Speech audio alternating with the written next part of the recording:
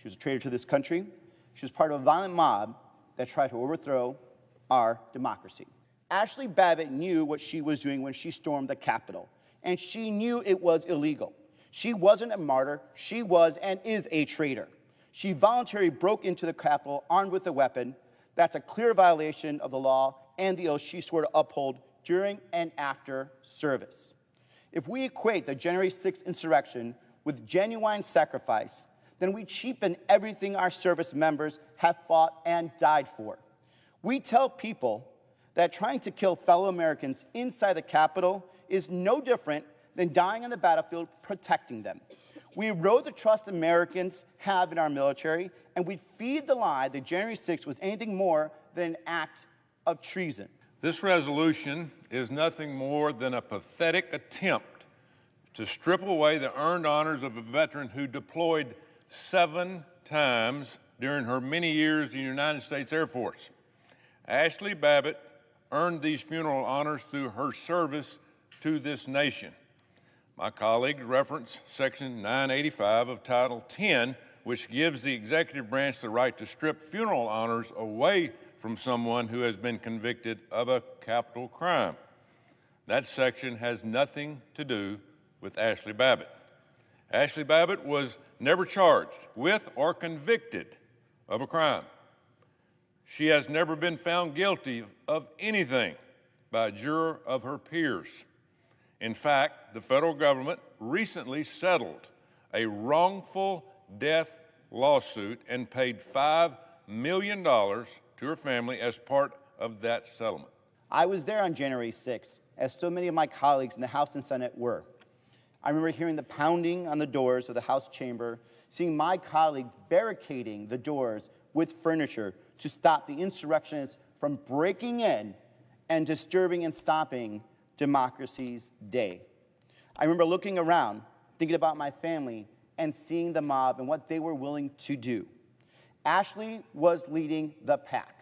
She carried a paraforce knife, a weapon. She pushed to the front of the crowd, ignored repeated orders from Capitol Police to stop, and she pushed through a locked door and barricaded door, and she was part of the mob that smashed through the windows in Speaker's lobby. And then she tried to even force her way in. She didn't die protecting our country. She died trying to tear it down. Military honors are sacred. They are reserved for the men and women who swore an oath to support and defend the Constitution and the rule of law, and actually live up to it.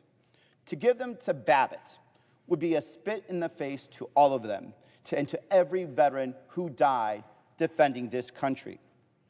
I took that very same oath 25 years ago when I joined the United States Marine Corps. I saw what real service and dedication and sacrifice looked like in Iraq.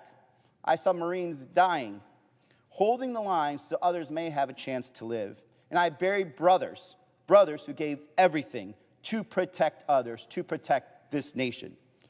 To pretend that Ashli Babbitt deserves the same honors is not only a betrayal of their service, of the oath that they had, but it's also a betrayal of all the oaths that we have all sworn, and is a desecration of the sacrifices our fallen service members have made.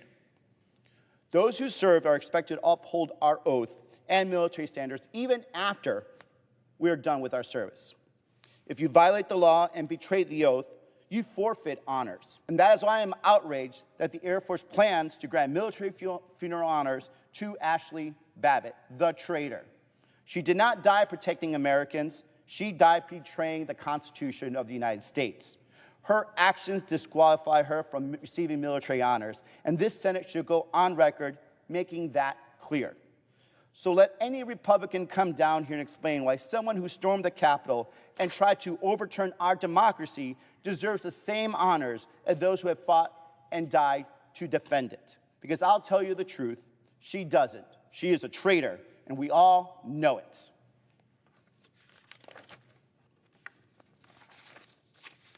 I ask unanimous consent. The Senate proceed to consideration of S.R. 32, submitted earlier today.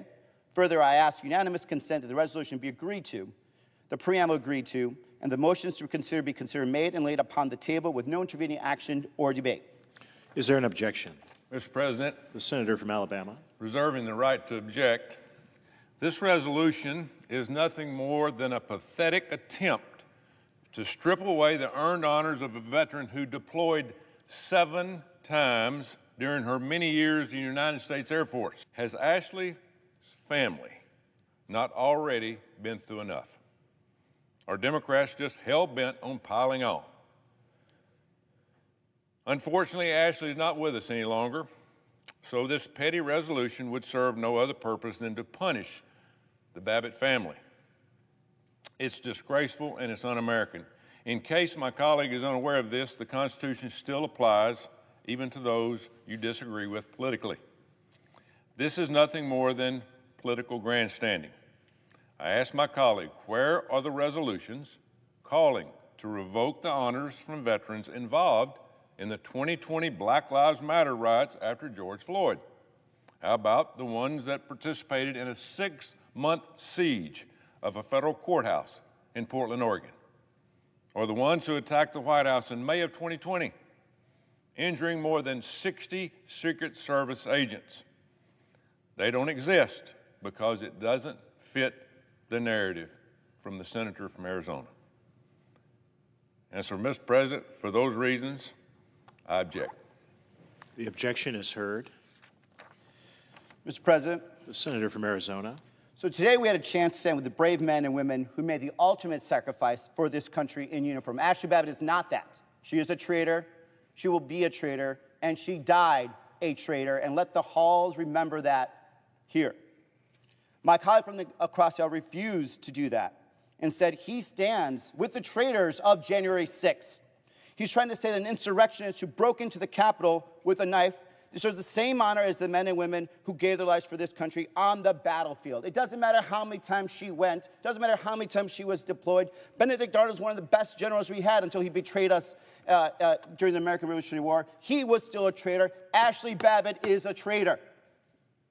Ashli Babbitt's actions on January 6th are about as dishonorable as it gets. Giving her honors undermines the Constitution, and it undermines the real sacrifice of millions of veterans who defend our country. My colleague just set a dangerous precedent today. He is standing with the traitors of January 6th. You do not deserve that, America. The veterans of this country do not deserve that. I yield back.